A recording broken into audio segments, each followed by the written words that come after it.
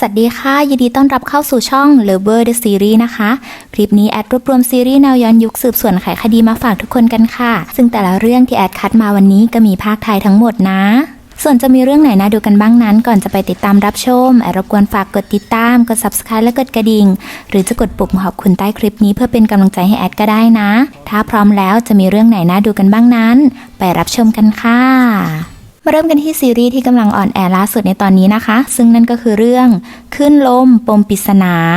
เป็นซีรีส์จำนวนทั้งหมด36ตอนสามารถรับชมภาคไทยได้ทางไอฉีอีนะคะเรื่องนี้ได้หวังซิงเย่ลมาประกบคู่กับเซียงหานจือซีรีส์แนวสืบสวนไขคดีปริศนาจากคดีฆาตกรรมซึ่งมีขุนนางที่ทรงอำนาจแห่งต้าฉีทยอยเสียชีวิตอย่างมีเงื่อนงำและทุกคนคิดว่าผู้อยู่เบื้องหลังคืออสูรราตรีที่มีความเป็นไปได้ว่าอาจจะเป็นกลุ่มผู้รอดชีวิตจากการสังหารหมู่ที่ผาชายทะเลเมื่อ20 กว่าปีก่อนกลับมาแก้แค้นซึ่งไม่มีใครรู้ว่าผู้อยู่เบื้องหลังคือใครและเรื่องราวความจริงของการสังหารหมู่ในตอนนั้นเกิดจากอะไรกันแน่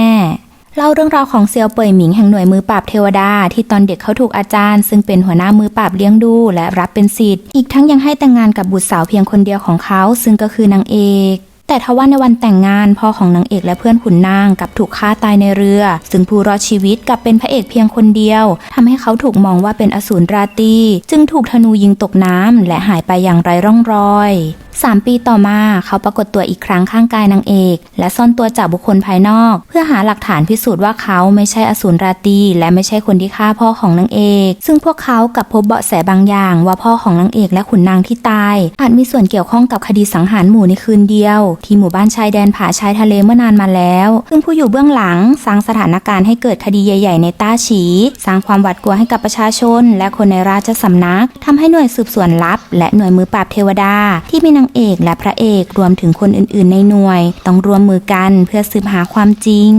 นำไปลุ้นกันนะคะว่าต้นตอของคดีฆาตกรรมในเมืองหลวงเกิดจากสาเหตุอะไรกันแน่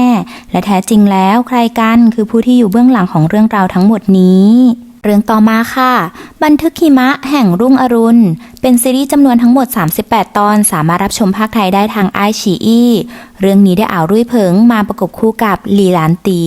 เป็นซีรีส์แนวย้อนยุคสืบสวนไขคดีจากการฆาตกรรมที่จะนำเขาและเธอให้ไปพบกับความจริงที่ซ่อนอยู่เบื้องหลังการตายของคนในครอบครัวซึ่งก็เป็นอีกหนึ่งเรื่องที่แอดอยากแนะนำมากๆ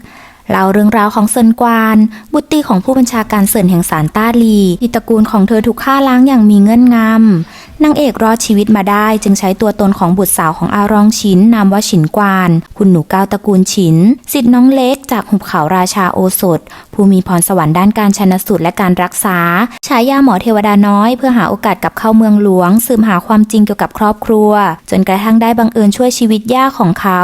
เยียนฉือคุณชาย7รัชดาญาติผู้คุมกองทัพซัวซีที่เก่งกาจและน่ายำเกรงแห่งจวนอันหยางหูที่เขาตกหลุมรักเธอตั้งแต่แรกพบอีกทั้งยังได้เห็นความสามารถของเธอจากการรักษาและการชันสูตรศพไขคดีให้จวนเขาจึงย้ายเข้ารับตำแหน่งกรมอาญาและขอให้นางมาเป็นที่ปรึกษาเข้าเมืองหลวงเพื่อรวมสืบคดีการตายของจิ้นอ๋องรวมถึงคดีการฆ่าล้างตระกูลเซินแต่ในระหว่างนั้นพวกเขากลับได้พบคดีฆาตกรรมหลายคดีที่ให้พวกเขาได้ตรวจสอบซึ่งมันได้ซ่อนความจริงอันโหดร้ายที่ไม่มีใครคาดคิดว่าเพียงเพราะการตัดสินใจผิดพลาดในครั้งเดียวของใครบางคนมันได้สร้างบาดแผลให้คนคนหนึ่งสามารถทำได้ทุกอย่างเพียงเพราะให้ได้มาในสิ่งที่เขาขาดโดยไม่สนถูกผิดไม่ไว้ใจใครและคิดว่ามีเพียงคนตายเท่านั้นที่พูดไม่ได้เรื่องนี้น่าดูมากค่ะทุกคนเนื้อเรื่องเกี่ยวกับการสืบคดีจากศพที่มีการอธิบายลำดับเหตุการณ์ต่างๆได้อย่างชัดเจนมีปมปัญหาของเรื่องราวที่ทำให้เราลุ้นตามตลอดว่าใครกันนะคือผู้อยู่เบื้องหลังในส่วนของความฟินก็จัดไป3คู่ใจฟูสุดใครที่ยังไม่ดูเรื่องนี้ก็ไปดูกันค่ะเรื่องต่อมาค่ะทำนองรักกังวานแดนดินเป็นซีรีส์จำนวนทั้งหมด40ตอนสามารถรับชมได้ทาง True ID เรื่องนี้ได้ติงวีซีมาประกบคู่กับเติงเอินซีเมื่อเรื่องราวปมปริศนาของคดีมีเงื่อนงำนำไปสู่ความสั่นคลอนของบัลลังก์จักรพรรดิที่มีผู้อยู่เบื้องหลังใช้ความเชื่อและความศรัทธาของผู้คนใช้พวกเขาเป็นเครื่องมือคอยสร้างสถานการณ์เพื่อแก้แค้น บอกเล่าเรื่องราวของเหยียนซิ่งคุณหนู6ตระกูลเหยียนที่ไม่สนใจเรื่องความเป็นกุลสตรีใดๆแต่เธอก็มีความชอบและทักษะด้านการสืบสวนคดีตั้งแต่เด็กและเป็นศิษย์เอกของนักสืบสวนอันดับหนึ่ง ซึ่งมีความมุ่งมั่นที่จะเป็นขุนนางให้ได้เธอยึดมั่นในคุณธรรมฉลาดมีไหวพริบรวมถึงหาหลักฐานในการคลี่คลายคดีที่ไม่เหมือนใครจนทำให้เธอได้เข้าทำงานในตำแหน่งอารักษ์กรมอาญาเพื่อรอวันสอบเป็นขุนนางแต่เพราะเหตุการณ์บางอย่างทำให้เธอต้องมาแต่งงานกับพระเอกผู้บัญชาการหน่วยองครักษ์ชั้นในที่ขึ้นตรงต่อไทฮองไทเฮาซึ่งเหตุผลเดียวของการมีชีวิตอยู่ของเขาคือสืบหาความจริงเกี่ยวกับการตายของผู้เป็นพ่อหนุ่มหล่อดุดันฉายายมทูตขาวที่สาวๆต่างหวาดกลัวซึ่งเธอเองก็คิดที่จะหย่ากับเขาในตอนแรกแต่ในระหว่างนั้นก็เกิดคดีฆาตกรรมอย่างมีเงื่อนงำมากขึ้นเรื่อยๆและมันได้ทิ้งเบาะแสเกี่ยวพันกับคนในราชสำนักที่ดึงให้เขาและเธอต้องพิสูจน์ความจริงเพื่อหาตัวผู้อยู่เบื้องหลังจนมันได้กลายเป็นบทพิสูจน์ความรักแสนอบอุ่นและแข็งแกร่งของทั้งคู่ที่จับมือต่อสู้ทวงคืนความยุติธรรมจนสำเร็จใครที่ยังไม่ได้ดูแนะนำเลยค่ะเคมีคู่นี้น่ารักเรื่องต่อมาค่ะบุปผารักอลวนหรือบุปผารักคืนใจเป็นซีรีส์จำนวนทั้งหมด32ตอนสามารถรับชมภาคไทยได้ทางโยคูและโมโนแม็กนะคะเรื่องนี้ได้หลิวเซียอี้มาประกบคู่กับจุยจิงอีซีรีส์จีนย้อนยุคสืบสวนสุดเข้มข้นของหญิงสาวอัปลักษณ์ที่ถูกคุณหนูผู้สูงศักดิ์สับเปลี่ยนใบหน้าเพื่อเข้าพิธีวิวาห์แทนแต่กับตายังมีเงื่อนงำทำให้เธอในใบหน้าของคุณหนูผู้สูงศักดิ์ต้องการสืบคดีจากศพที่มีใบหน้าตัวเองเพื่อสืบหาความจริงเล่าเรื่องราวของหยางไช่เว่ยบุตรสาวของขุนนางผู้อ่อนโยนและจิตใจดีที่ฮองเต้องค์กรเคยพระราชทานสมรสกับพระเอกตั้งแต่ตอนเด็กแต่ทว่าต่อมาบิดามารดาของเธอกับถูกสังหารเธอรอดชีวิตมาได้แต่เพราะถูกดาบฟันที่ใบหน้าจึงกลายเป็นแผลเป็นจนชาวบ้านเรียกขานว่าหญิงอัปลักษณ์ที่เติบโตมาในโรงเก็บศพจากการเลี้ยงดูของอาจารย์เจียงนักชันสูตรผู้เก่งกาจที่เขาได้ถ่ายทอดทักษะการชันสูตรที่ดีเยี่ยมให้กับเธอจนกระทั่งวันหนึ่งได้พบกับเขาผ่านเย่วนายอำเภอเมืองเหออย่างสุดหล่อที่เป็นที่หมายปองของสาวๆทั้งเมืองซึ่งได้รับมอบหมายให้มาสืบคดีในเมืองเหอหยางและได้รู้ว่าเธอเป็นคู่หมั่นที่เขาตามหามาตลอดทั้งคู่จึงตกลงที่จะแต่งงานกันแต่เหตุการณ์ไม่คาดคิดกับเกิดขึ้นเมื่อซางกวนจือน้องสาวเพื่อนสนิทพระเอกผู้ที่ทุกคนต่างพากันเอื้อมระอาในความเอาแต่ใจและร้ายกาจซึ่งหลงรักพระเอกมาตั้งแต่เด็กเพื่อครอบครองเขาเธอจับตัวอย่างไช่เว่ยไปแล้วให้หมอผีผ่าตัดสับเปลี่ยนใบหน้าเพื่อเข้าพิธีวิวาห์แทนแต่แล้วเธอกลับถูกฆ่าตายอย่างมีเงื่อนงำในคืนนั้นอย่างไช่เว่ยในใบหน้าที่สวยงามของคุณหนูสร้างกวนได้เห็นใบหน้าของตัวเองถูกฆ่าต่อหน้าต่อตาและคิดว่าคนที่ลงมือคือพระเอกดังนั้นเธอจึงใช้ใบหน้าของสร้างกวนจือเพื่อเข้าใกล้เขาสืบหาความจริงเกี่ยวกับการตายแต่ต่อมาเธอกลับพบว่าเขาไม่ใช่ฆาตกรเรื่องราวต่อจากนี้จะสนุกและเข้มข้นขนาดไหนก็ไปดูกันค่ะเรื่องสุดท้ายค่ะ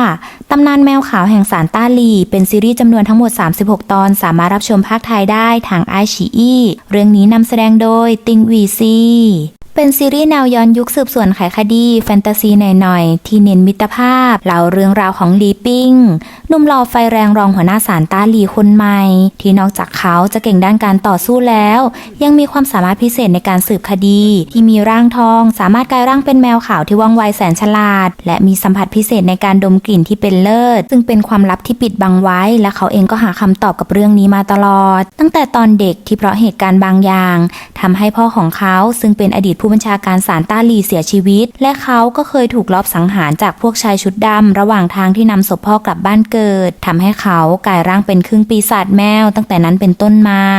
3 ปีต่อมาเกิดคดีแมวปีศาจฆ่าคนขึ้นที่เมืองหลวงอีกครั้งซึ่งความจริงแล้วเป็นเพียงแผนการของใครบางคนที่ทำขึ้นบังหน้าเพื่อให้ได้ในสิ่งที่เขาต้องการซึ่งเกี่ยวพันกับคดีต่างๆอีกมากมายและมีความเกี่ยวข้องกับเรื่องราวใน3 ปีก่อนทำให้เขาและลูกน้องในหน่วยต้องร่วมมือกันไขคดีรวมถึงรับมือกับผู้มีอำนาจที่อยู่เบื้องหลังของเรื่องราวทั้งหมดนี้เรื่องนี้นะคะเราก็จะได้เห็นความรักแนวมิตรภาพซึ่งเป็นการช่วยเหลือและซัพพอร์ตซึ่งกันและกันแม้ว่าแต่ละคนจะมีบุคลิกและที่มาที่ต่างกันแต่พวกเขากับมีเป้าหมายเดียวกันนั่นก็คือรักในความยุติธรรมเรื่องนี้พระเอกของเราก็มาในลุคแมวขาวสุดหล่อพร้อมกับสกิลการสืบคดีที่ไม่เหมือนใครซึ่งจะสนุกและน่าติดตามขนาดไหนก็ไปดูกันค่ะเป็นยังไงกันบ้างคะสำหรับซีรีส์แนวย้อนยุคสืบสวนที่แอนนำมาฝากกันในวันนี้มีใครดูเรื่องไหนแล้วชอบอย่าลืมมาเม้นต์มาแชร์บอกกันบ้างนะคะหรือมีเรื่องไหนอยากแนะนำเพิ่มเติมนอกเหนือจากนี้ก็มาเม้นต์กันที่ใต้คลิปได้นะสำหรับคลิปนี้หากผิดพลาดประการใดแอดก็ขออภัยไว้ด้วยนะและถ้าหากชอบคลิปนี้ก็อย่าลืมกดติดตามกด Subscribe และกดกระดิ่งหรือจะกดปุ่มขอบคุณใต้คลิปนี้เพื่อเป็นกำลังใจให้แอดก็ได้นะแล้วไว้เจอกันใหม่คลิปหน้าค่ะ บ๊ายบาย